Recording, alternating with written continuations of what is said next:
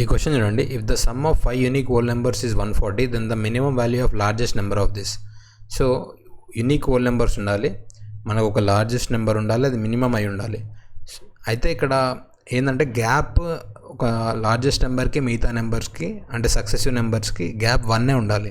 Suppose మనం largest number m అని తీసుకుంటే మిగతా నెంబర్స్ ఏమై ఉండాలి? m-1, m-2, m-3, m-4.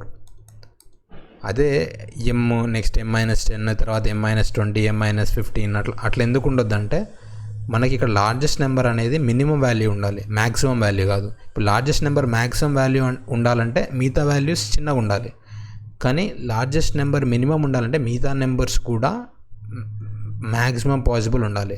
ఇక్కడ మ్యాక్సిమం పాసిబుల్ m-1 m-2 ఎందుకు? ఈ హోల్ నెంబర్స్ కాబట్టి. ఇది ఇంకా మినిమం చేయాలంటే ఇది m-0.5 m-0.2 కూడా చేయవచ్చు, కానీ అప్పుడు ఇవన్నీ హోల్ నెంబర్స్ అవ్వవు. m హోల్ నెంబర్ కాబట్టి m-1 హోల్ నెంబర్ అవుతుంది. అదే m-0.5 అట్లా చేసి ఇంకా ఈ వాల్యూని మనం తగ్గిద్దామని చూస్తే అప్పుడు ఏమవుతుందంటే ఇవన్నీ డెసిమల్ వాల్యూస్కి వెళ్ళిపోతాయి. సో ఫస్ట్ m అయితే మిగతా value m-1, next number m-2, next number m-3, ఆ తర్వాత నెంబర్ m-4 ఉండాలి. సో ఈ సమ్ ఎంత? 140 అని ఇచ్చిండు. సో ఇవన్నీ సమ్ చేస్తే మనకి ఏమొస్తుందంటే 5m - 10 = 140 అని వస్తుంది.